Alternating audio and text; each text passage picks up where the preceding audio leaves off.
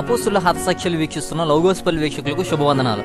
తద్దయి అనేటువంటి యూదా, యేసుక్రీస్తు వారి యొక్క 12 మంది అపోస్తులలో యూదా అనే పేరున్నవారు ఇద్దరున్నారు. తద్దయి అనేటువంటి యూదా ఇస్కరియోతు యూదా. అప్పగించినటువంటి ఇస్కరియోతు యూదా గురించి కాదు ఇప్పుడు చెప్పేది, తద్దయి అనేటువంటి వేరొక యూదా గురించి.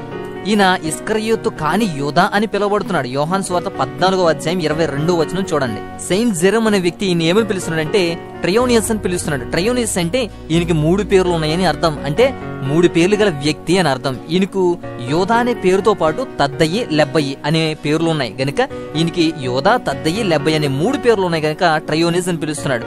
ఈ పేర్లు మత్తయి సువార్త 10:3 మనకు కనబడుతుంది. తద్దయి అనే మాట అరామిక్ నుంచి వచ్చింది. తద్దయి అనే మాట గాట్ అనేటువంటి అరామియా మాట నుంచి వచ్చింది. దానికి రొమ్ము అని అర్థమిస్తుంది. లెబ్బయి అనే మాట లెబ్ అనేటువంటి హెబ్రీ మాట నుంచి వచ్చింది. ఈ మాటకు హృదయం అని అర్థం.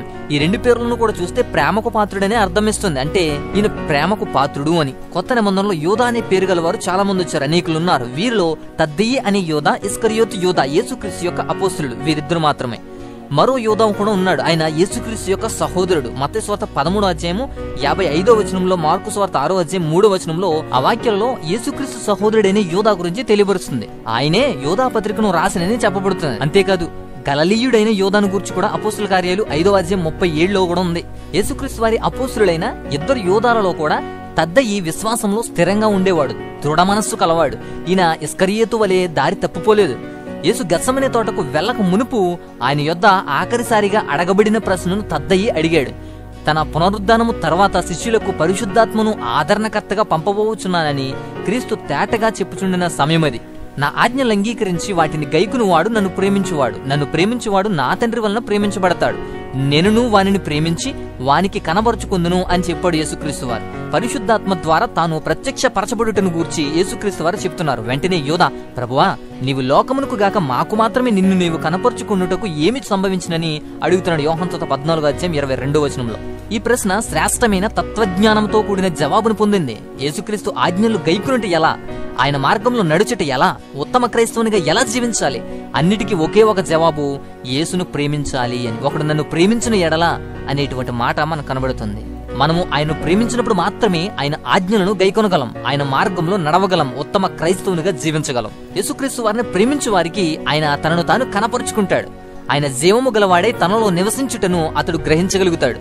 అతడు ప్రేమింపని లోకము ఆయన గుర్తింపజాలదు. క్రీస్తును ప్రేమించిన తద్దయి మిగిలిన అపోస్తులతో పాటు పరిశుద్ధాత్మను పొందుకున్నాడు. అపోస్తుల కార్యాల 1:13 నుండి ఉంటుంది. తద్దయి అనబడే ఈ యోధా యొక్క సేవను చూస్తే యూసుఫస్ అనే చరిత్రకారుడు తద్దయి మెసపటోమియా రాజైన అబుహర్కు యేసుక్రీస్తును బోధించినట్లు తెలియజేస్తున్నాడు.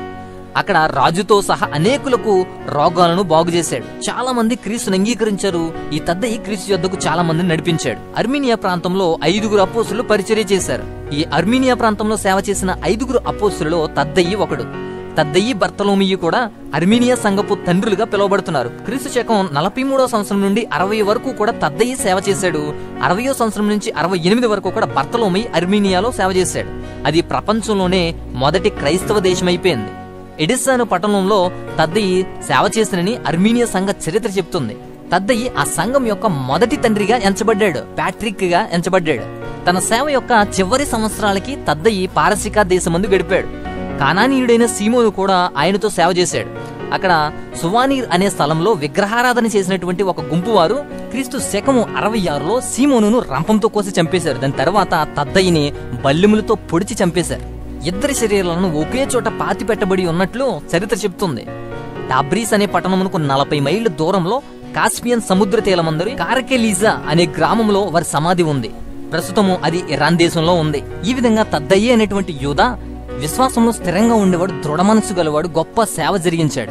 బల్లెములతో పొడిచి చంపేశారు. క్రీస్తు కొరకు హతసాక్షిగా మరణించాడు. ఇలాగే మరికొందరి అపోస్తుల హతసాక్ష్యముల వివరాలు ఈ ఛానల్లో పొందుపరచడం జరిగింది గనుక వాటిని కూడా తెలుసుకోవాలని మీకు జ్ఞాపకం చేస్తున్నాను. ప్రేమ సువార్తను ప్రకటించి ప్రేమామయునిగా వచ్చి మనకు ప్రేమను అందించి నిన్ను నన్ను ప్రేమిస్తున్న ప్రేమామయుడైన దేవాతి దేవునికి నిత్యము మహిమ కలుగుగాక.